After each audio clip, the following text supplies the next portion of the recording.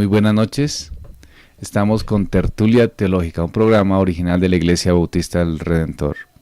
Estamos mirando la historia, estamos haciendo un recorrido a través de la historia con el académico Joel Sarman. Mi nombre es Helber Conde y estamos entonces estudiando la historia desde los comienzos. Joel, buenas noches. Buenas noches. Entonces, ¿seguimos con quién, Joel? Martín Lutero. La reforma en Alemania obviamente tiene que ver con Martín Lutero. Martín Lutero realmente es el primero. Hay cosas que están ocurriendo en Francia, pero queremos comenzar con Martín Lutero. Claro, en este momento, el comienzo de su vida, nadie sabía qué iba a suceder o qué iba a hacer este hombre, pero pues nosotros vemos desde la perspectiva del futuro y sabemos lo que sucedió. Entonces hablemos de él. El padre de Lutero trabajó en la industria minera. No fue un campesino, sino que fue un empresario. Algunos dicen que era minero, pero según entiendo, leyendo los tomos pesados, él no fue minero, fue elaborador. O sea, cuando extraían ya el cobre que salía de las minas, él era uno de los que pues trabajaban el cobre para rendirlo, para usarlo. Poco después de que nació su hijo Martín, en 1483, el padre de Martín Lutero, que se llamaba Hans, salió de la ciudad de Eisleben y se fue a una ciudad que se llama Mansfeld. Curiosamente, Lutero, que nació en Eisleben, ahí también murió.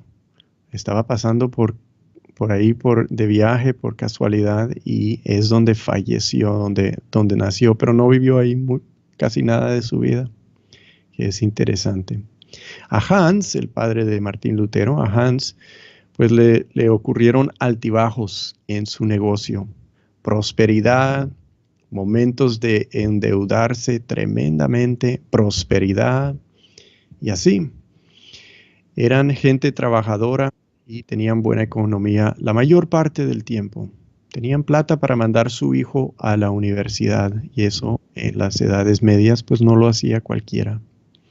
Han excavado el basurero de la casa donde se crió Lutero y vemos que la loza quebrada en ese basurero pues era de buena calidad.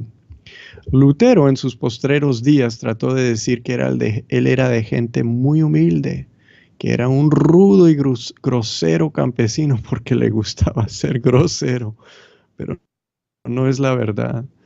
En algún modo su cultura es de gente de clase pues un poco mejor que la gente más pobre. Se crió en un pueblo de industria minera y la minería en cualquier era no es para gente delicada, especialmente en las edades medias. Pero de todos modos, ellos prosperaron algo mejor de lo que en sus últimos días Lutero trató de decir que era. A la misma vez, Lutero no viene de gente pobre. Su padre, por ser más trabajador, pues logró que ellos vivieran bastante pues, en buena comodidad. Y como dijimos, Lutero fue a la universidad. Así que su papá lo manda a la universidad y lo manda para hacer una carrera en Derecho. Estudió antes de ir a la universidad en otras ciudades, o sea, no se quedó en Mansfeld para desarrollar sus estudios antes de la universidad, sino que lo llevaron a Magdeburg y luego a Eisenach. En estos días era costumbre motivar al estudiante con golpes. La delicadeza que hoy se ve no se usaba en esos tiempos. Me recuerda, cuando yo era pequeño, en toda la clase en Sogamoso, donde yo estaba en primaria, pues en kinder y primaria, le daban a los niños, le daban golpes, le daban con palo a los niños que no se querían portar bien. Había un profesor que les tiraba tiza. En los tiempos de Lutero le daban caña a uno por no haber aprendido su lección. Y él recuerda que le daban duro a veces algunos días porque él no sabía lo que tenía que aprender y si no se lo aprendía, le golpeaban. Bueno, en 1501 él ingresó a la Universidad de Erfurt. Erfurt era una de las ciudades mayores del territorio alemán de su día. Y la universidad que tenía fue fundada en 1392, así que llevaba más de 100 años. Tomaba mucha de su tradición, interesantemente, de la Universidad de Praga. No sé por qué, pero tenía mucha influencia de los escritos que salían de Praga y de alumnos de Praga que venían a enseñar en Erfurt. Y era considerada la mejor universidad de los territorios alemanes. Y pues parte de la asociación con Praga es que es en lo que en un momento se llamaba Alemania del Este, ¿sí? En donde quedan muchos de los lugares de la vida de Lutero, especialmente Wittenberg. Roberto nos hace una pregunta desde el WhatsApp. Nos dice que ¿por qué en el imaginario sobre Lutero siempre se ha presentado como un hombre pobre? Quizás porque él dijo que era así. Yo creo que eso es parte, y la mayor parte es que él sabía hablar al pueblo. Y no se piensa que una persona pues, que se cría en un lugar suave, con gente sí, pues, que se pueda retirar de los problemas comunes y corrientes, pues le sepa hablar al pueblo como Lutero lo pudo hacer. Y yo creo que eso sí es verdad, pero él vino de un pueblo minero, ¿sí? Aunque salió, tiene esa conexión con gente humilde, porque la minería pues no es siempre para los más delicados. Esteban pregunta lo siguiente: después de su conversión, ¿ya no decía groserías? No, después de su conversión siguió diciendo groserías. O sea, eso no cambió en el hombre, esa parte no cambió. En la historia en la historia de la iglesia no creo que tenemos un hombre más grosero que Lutero. Nosotros a veces limpiamos eso. Yo no voy a buscar hacer eso. Voy a contar las cosas. Me parece importante no volverlos héroes, o quizás debemos decir en la religión, en nuestra religión protestante, no tenemos santos, ¿sí? Una cosa interesante que dijo Lutero en un momento, y esto es parte del desarrollo de su pensamiento, entonces no siempre está pensando así, pero en un momento dice, yo no predico lo mismo que Wycliffe y Huss, porque ellos predican que nos tenemos que portar mejor que los católicos. Y yo no digo que hay que portarnos mejor que los católicos. Lo que tenemos que hacer, la diferencia es que yo predico la justificación por la fe, que el pecador es justificado por fe y no por obras. Eso es una exageración, sí, o sea, hay que entenderlo en el contexto de que se está desarrollando su pensamiento. No siempre dijo cosas así, y a él le gustaba a veces decir cosas en una forma que llamara la atención. Sí importa, y importa para él cómo nos portamos, pero a la misma vez él reconoce que seguimos siendo pecadores. Y yo quiero presentar a estas personalidades de la Reforma como gente que cometieron errores, hicieron las cosas mal. Dios no usó Lutero porque él dijo, es que necesito a alguien que no sea grosero, que me haga el favor de predicar el evangelio. No, parte de eso es, Dios obra con gente como nosotros que tiene sus luchas. Yo no digo que está bien ser grosero como lo fue Lutero, pero hay que reconocer, esa es la verdad del hombre. Dijo muchas cosas muy malas. Sí, definitivamente eran, como hemos visto durante todo este proceso, eran hombres. Y a veces, yo creo que ese es uno de los grandes problemas que nosotros tenemos, es que idealizamos a los seres humanos y idealizamos dentro de la Reforma. Uno lee de la Reforma en la vida, digamos, de la vida práctica de la Reforma, y siempre se está mostrando a estos hermanos como si fueran, sí, santos. Yo los veo como valientes, los veo como verdad teólogos fuertes, en un sentido, para mí son héroes, sin perder la realidad de lo que ellos eran. Porque es que una cosa es admirar su valentía y otra no reconocer sus realidades. Edwin nos dice lo siguiente: según Martin Lloyd-Jones, en su libro Los Puritanos, dice que probablemente Lutero tenía problemas psiquiátricos. ¿Tiene esto algo de verdad? Es difícil saber. O sea, para hacer una diagnosis de un hombre, pues uno tiene que conocerlo. Uno no lo puede hacer a través de la memoria histórica. Me parece que eso es muy difícil hacer una diagnosis. Existen obviamente muchas biografías y muchos estudios de Lutero, y hay algunas que obviamente toman ese punto de vista, que era por su relación con su papá y todo eso. Obviamente la relación de cualquier persona con su papá es importante e influye en su vida. Y me han dicho que cuando se muere el papá de una persona, eso le cambia la vida. O sea, uno no sigue siendo igual. Entonces es muy importante, y quizás él tuvo una mala relación por tomar sus votos de monje, pero luego se arregló con su papá y se puede exagerar.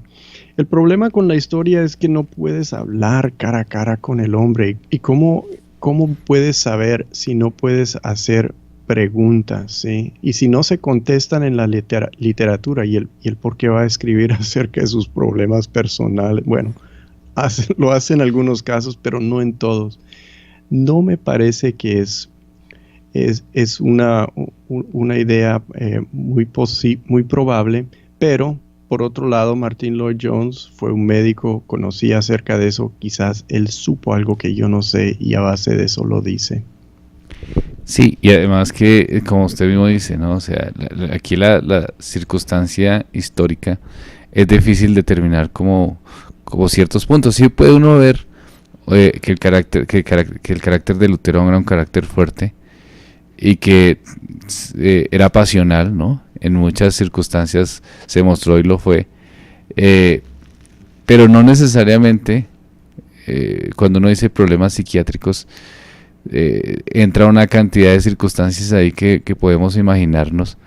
Entonces es como complejo eso, ¿no? Porque yo puedo imaginarme cantidad de cosas al pensar problemas psiquiátricos, ¿no? Ese es el problema. Y en la historia, pues uno tiene que se maneja mucho escepticismo. ¿Por qué? Porque la historia se trata acerca de la memoria humana y debemos ser muy escépticos acerca de lo que...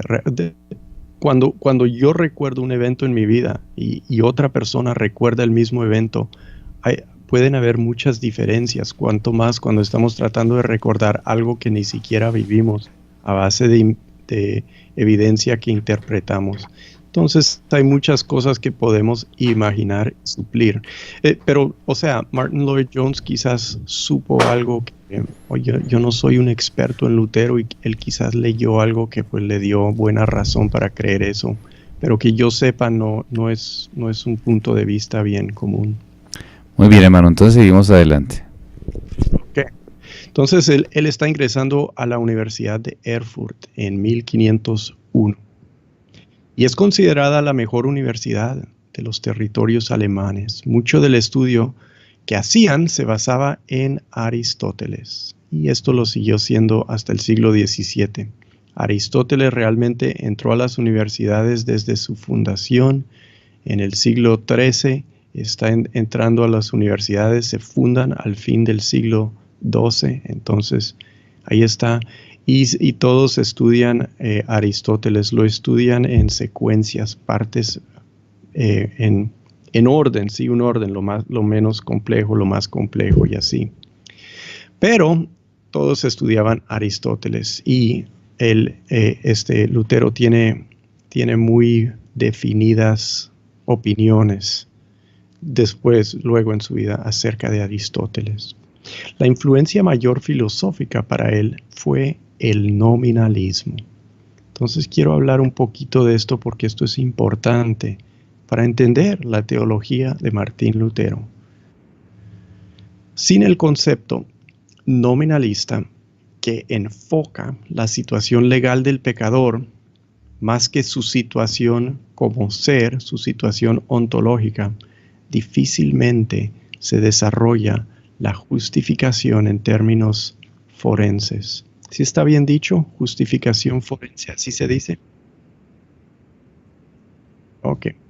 En el mundo medieval, la justificación para ellos, antes de Lutero, era cuando uno logra ser un ser justo, es decir, un ser sin deseos pecaminosos dentro de sí. Entonces pensaban de la justificación en términos de substancia, de su ser. Somos entonces, en ese concepto, somos substancias heridas. Si tenemos una herida, ¿qué necesitamos? Necesitamos una cura, necesitamos salud. Al llegar a la salud, eso es justificación, ¿sí? Obviamente, para cambiar una herida a la salud, eso tiene que ser un cambio gradual. Y esto domina el concepto medieval de la salvación. Es un proceso gradual para lograr al fin la justificación. Eso es lo que ellos piensan. No es porque piensan en términos de substancia, que es lo que domina en la filosofía de Aristóteles, ¿sí? Pero ellos no pensaban en términos del estado del individual. Y esto es lo que trae el nominalismo, un enfoque sobre el estado y el estado legal del individual. Si estamos en un estado de muerte, ¿qué es lo que necesitamos? Vida. Cambiar de estado, de muerte a vida. Eso no puede ser un cambio gradual, ¿sí? No puedes cambiarte gradualmente de muerte a vida. O estás muerto o estás vivo. No es un proceso, es un cambio de estado. El nominalismo no es una filosofía de substancias, como lo es el aristotelismo, es una filosofía de poder. Y se estudia el nominalismo por su concentración, su contribución política. Hermano, tengo un par de preguntas antes de continuar. La primera, bueno, creo que es muy parecida a una, la hace Roberto, que pide el favor de volver a explicar el nominalismo. Y Arlington, que nos dice que cuál es el problema del nominalismo. Estoy explicando el nominalismo. Ah, ok. Sí, o sea, lo que estoy diciendo es para explicarlo. El nominalismo es una filosofía de poder. Y el poder y el derecho van juntos, obviamente. El poder y el derecho se conectan, y el poder y la política. Y es más importante en ese concepto el estado legal de la persona que la substancia de la persona. Entonces el nominalismo es esa filosofía concentrada en poder y derecho. Es una filosofía que hace más contribución a la política y en su énfasis sobre el Estado es influyente en el pensamiento de Lutero. Y por eso es importante manejar la filosofía que apoya su pensamiento para entender por qué se desarrolló. ¿Piensas que debo decir más? Creo que puede de pronto, o sea, que puede haber algún ejemplo como en sí que o sea, el nominalismo, entendemos que es una cuestión como como de condición, ¿sí? Ok, sí, digamos así. Para el platonismo, ¿cuál es la realidad? La realidad son las formas, la realidad es intelectual e invisible. Para el aristotelismo, ¿qué es la realidad? La realidad para el aristotelismo es una substancia. Es decir, mi cuerpo, yo como un ser con cuerpo y alma, soy una substancia, eso es real. Y el platonismo diría, no, es que el espíritu es más real que tu carne. ¿Qué dice el nominalismo? El nominalismo dice, no debemos hablar de cosas abstractas como si fuesen realidades. Esas son palabras, ¿sí? Cuando hablamos de la justicia, eso es una palabra. Cuando hablamos del alma y todo eso, esos son palabras. Lo importante es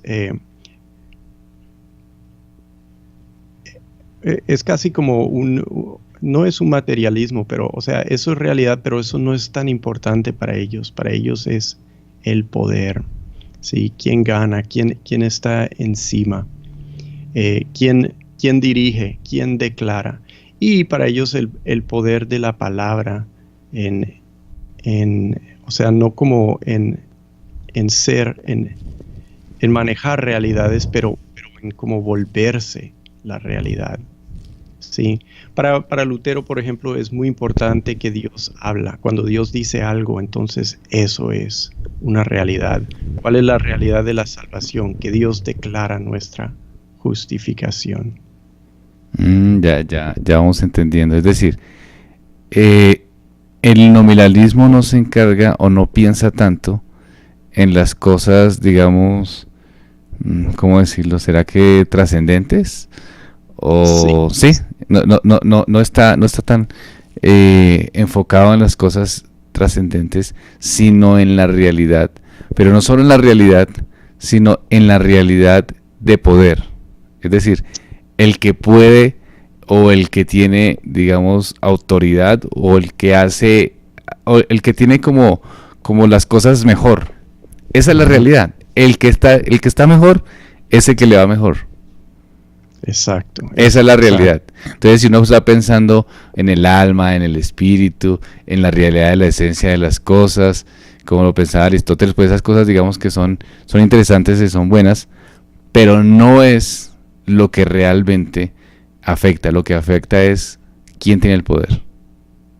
Sí, se puede decir lo que atrae, o sea, lo que concentra la atención de la persona. Exacto. Esa filosofía. Eso que genera poder es lo importante, ¿sí? Eso que es el poder en sí mismo, más o menos, ¿sí? Sí, y vemos un proceso gradual. Lo que se está haciendo es, están dejando atrás el pensamiento antiguo de un orden más allá, de una realidad afuera y sobre y más invisible o sea, mejor que este mundo, una perfección. Y están diciendo, no, o sea, en lo que vivimos es lo único que tenemos que concentrarnos. Y se están acercando al concepto moderno, en el que la filosofía moderna pues no quiere pensar de lo que es luminoso, y solo de lo que es fenomenal. En ese sentido anticipa y conduce a eso el nominalismo. Listo, hermano, ya quedó claro. Ok. Claro que no quedó claro, es pesado, pero pues ahí lo dejamos. Sí, digamos que por lo menos la esencia queda clara. O sea, la idea. En 1502, entonces, Martín Lutero obtuvo su primer grado, su pregrado, supongo se dice. Y en enero de 1505, que es un año importante en la vida de él, obtuvo su maestría de artes. Entonces se ha vuelto maestro y puede enseñar. Estos grados, que yo sepa, no realmente tienen especialización. Todos estudian más o menos lo mismo. Y la maestría de artes es la maestría en general de matemáticas, música, geometría, lógica. Él ha dominado lo que todos dominan. Es una educación en esas cosas. Martín Lutero, según leí recientemente, no usó una Biblia antes de cumplir los 20 años. Es decir, supo de la Biblia, obviamente fue expuesto a partes, pero no, realmente no estuvo en presencia, parece, de una Biblia antes de cumplir los 20 años. Sí. Tenemos un par de comentarios que hacen los oyentes. Un hermano dice lo siguiente: el nominalismo niega los universales. Por ejemplo, Platón creía en la realidad de las cualidades. El nominalismo dice que son meras palabras que describen conceptos, pero no realidades concretas o espirituales. Precisamente es lo que decía Joel, ¿verdad? Básicamente era eso en cuanto a la realidad. Está muy bien dicho. Si la gente sabe lo que son universales, es una buena forma de describirlo, sí. Arlington dice: el nominalismo influye en Nietzsche para formular su filosofía en cuanto a que decía que la felicidad se encuentra en tener voluntad de poder. Es una pregunta. No sé nada de Nietzsche. Yo no sabría en qué sentido. Digamos que Nietzsche de alguna manera es influenciado por algunos sofistas. Creo que había algunos sofistas que hablaban acerca de la realidad del hombre y del hombre en relación a su concepto de injusticia, y cómo el hombre injusto que le va bien pues es mejor hombre. Pero eso yo lo veía, o eso se veía bastante con los sofistas, y creo que Nietzsche les hallaba razón a ellos, pero no sé en qué sentido, si el nominalismo pudo influenciarle, porque el nominalismo en sí, no sé, Joel me corrige, si el poder era el poder acompañado del mal. No, estamos en un contexto cristiano. Exacto, no es lo mismo. Los sofistas sí tenían una concepción de esa manera, ¿no? Algunos sofistas, entonces, del poder, es decir, si yo hago injusticia y esa injusticia es para bien, entonces yo estoy haciendo bien para mí, entonces estoy siendo inteligente. Nietzsche tiene ese concepto y dice: esos conceptos de justicia, de amor, de misericordia, son conceptos judío-cristianos que no sirven, que no funcionan. Lo que sirve es mi realidad. ¿Cuál es mi realidad? Que yo tengo que someter al miserable. Si lo someto y me va bien, pues yo soy superior. Sencillo. Eso era más sofista, ¿no? Listo, hermano, sigamos entonces. Ok. En enero de 1505 obtuvo su maestría. En julio de 1505, regresando de visitar a sus padres, es cuando lo coge la tormenta y dice: ayúdame, Santana, y me vuelvo un monje. ¿Por qué clama a Santana? Santana estaba de moda en ese momento en las edades medias, en 1505, pero también Santana es la patrona de la minería. Y entonces, de pronto, porque su papá pues estaba en esa industria, y porque él venía de una ciudad de minería, quizás por eso clamó a Santana que lo ayudara cuando estaba dando el relámpago. A él no le dio el relámpago, y 15 días después, como sobrevivió la tormenta, tocó en la puerta del monasterio de los eremitas agustinianos en Erfurt, donde estuvo por razones de su universidad, y ahí lo admitieron.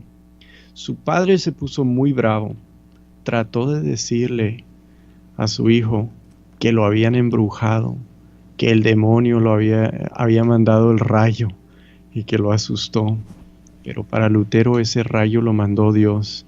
Entonces, recordemos que esta gente tenía tantos santos porque les ayudaban en un mundo lleno de diablos y duendes y toda clase de seres malignos.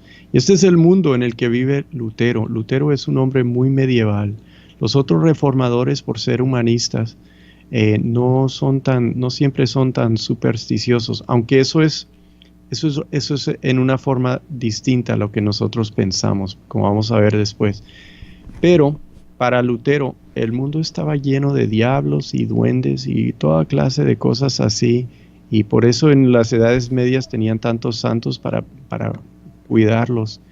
Y es lo que él está haciendo en este momento. Santana, sálveme, que me va a dar un rayo. Volverse monje, y por esto también se puso bravo su papá. Volverse monje señalaba nunca ser rico, nunca casarse.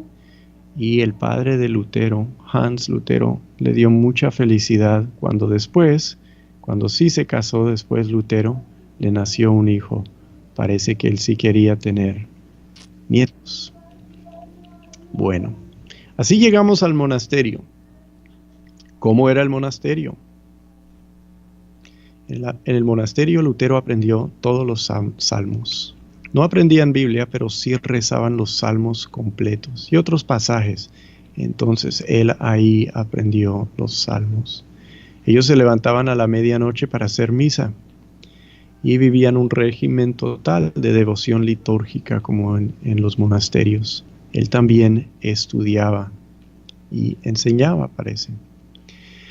Cada semana se postraban en el suelo todos juntos y así confesaban sus pecados, o sea, todos a la misma vez, no hablando a la misma vez, pero todos en el mismo lugar. El jefe, el abad, el jefe de los monjes los escuchaba y les daba a cada uno su penitencia, entonces tenían que confesarse. Y para ayudarles en esto, también tenían esta costumbre que uno podía confesar alguna culpa que observaba que otro tenía.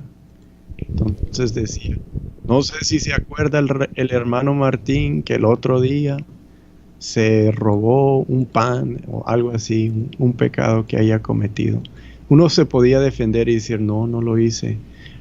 Pero pues, si todos sabían, así uno confesaba por el otro y el jefe les ponía una penitencia.